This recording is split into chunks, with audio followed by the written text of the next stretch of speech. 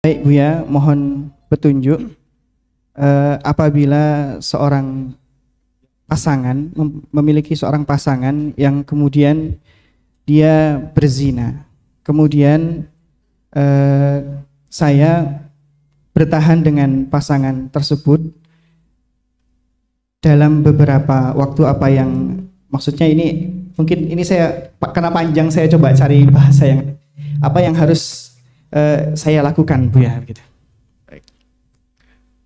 Baik, untuk pakai surat biasanya ada rambu-rambu.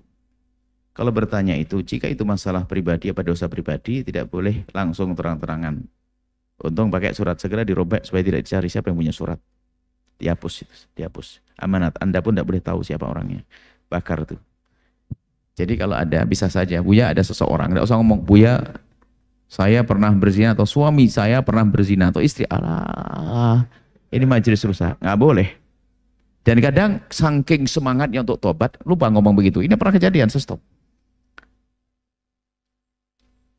Itu surat dihapus, karena takut ketahuan. Tidak ada namanya Buya.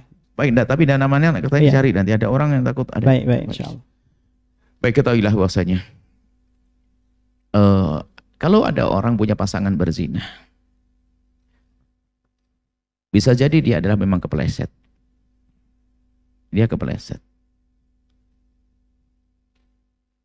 Jika hati masih kuat untuk mendidik dia, maka itu jauh lebih bagus daripada dilepas tanpa didikan. Sakit hati? Iya sakit. Bagaimana tidak? Ada cinta, ada hati. Masya Allah.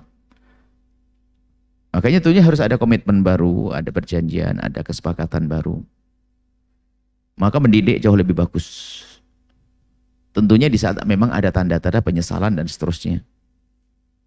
Kalau seandainya pasangannya tidak ada tanda-tanda penyesalan, ya tidak perlu dilanjutkan. Itu namanya menyiksa diri. Apalagi dia terang-terang nggak mau, terserah. Apalagi saling malah menyalahkan. Tapi kalau ada penyesalan, dia ketahuilah bahwasanya sambutlah kerinduannya untuk tobat. Makanya bantu dia untuk bertobat. Diterima lagi jika dia mampu. Ingat, kalau dia mampu itu apa? Bisa menyimpan itu marah. Itu bisa menyimpan sakit hatinya sampai kapanpun. Kalau tidak mampu, jangan. Lebih baik dicerai tanpa harus bercerita apapun.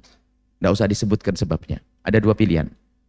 Tentu yang utama prioritas adalah dia ditolong. Apapun itu, dia adalah istri atau dia suaminya. Bapak anaknya, itu ibu anak-anaknya. Mungkin kepleset dia. Itu jauh lebih bagus. Karena apa? Membawa orang kepada kebaikan kewajiban kita kan. Apakah itu keluarga kita atau orang lain. Islam kan ngajarkan begitu. Tentunya di saat dia kuat. Karena ada emosi cinta di dalam hatinya. Kalau ternyata sang suami tersebut tidak mampu atau istri nggak kuat. Khawatir keluar dalam marahnya emosinya. Maka berpisah dengan cara pisah begitu saja. Yang baik-baik. Tanpa ada permusuhan. Tanpa ada caci maki. Tanpa ada menyebut kejelekannya. Gak usah cerita pada anak, tahu enggak kamu kenapa ibumu saya tinggal? Karena ibumu begini. Wah, ini kurang ajar, bapaknya ngerusak anaknya. Dia tidak sadar bapaknya ngerusak anaknya. Termasuk ini adalah nasihat untuk orang-orang berpisah. Orang berpisah, ingat, wahai istri yang ditinggal oleh suami. Suami, ini ada pendidikan baru lagi. Ajari anakmu untuk bisa menghormati ayahnya. Kalau engkau telah mengajari dia bermusuhan dengan ayahnya, berarti engkau telah mendidik anak yang durhaka pada ayahnya. Mungkin wanita berkata, tapi ayahnya Masya Allah. Kurang ajar ini. Biarpun seperti itu. Tapi tetap harus kita tanamkan bahwasanya ada penghargaan. Sama sebaliknya. Broken home itu karena terjadinya perceraian yang tidak syar'i. Tidak sesuai dengan petunjuk syariat. Bermusuhan. Broken home. Sementara dalam Islam itu berpisah. Tasrih bi ihsan, imsak bil ma'ruf, tasrih bi ihsan. Kalau pisah baik-baik. Tetap saling menghargai. Kalau ada aib tidak usah dibongkar. Kenapa? Itu kan juga ibu anakku. Kenapa harus aku bongkar? Aku bermasalah dengan dia. Tapi dia ibu anak-anakku. Aku jaga anakku. Nggak akan dibongkar. Perpisahan yang baik.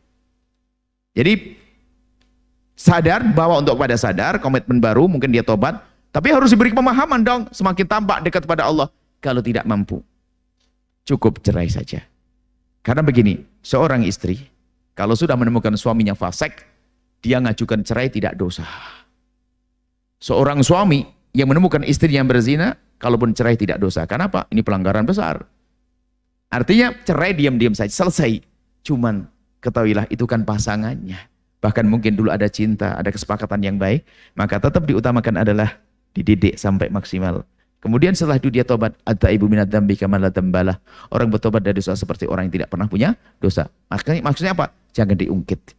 Karena mengungkit kita itu seolah-olah menganggap dia sama seperti dulu. Itu matahkan semangat untuk tobat. Nggak boleh ngungkit. Wah, dasar kamu begitu. Tiap hari diungkit terus. Kalau Anda setiap hari mengungkit berarti Anda nggak mampu. Cerai saja, biar dia mendapatkan laki-laki yang bisa memuliakannya. Jangan diungkit.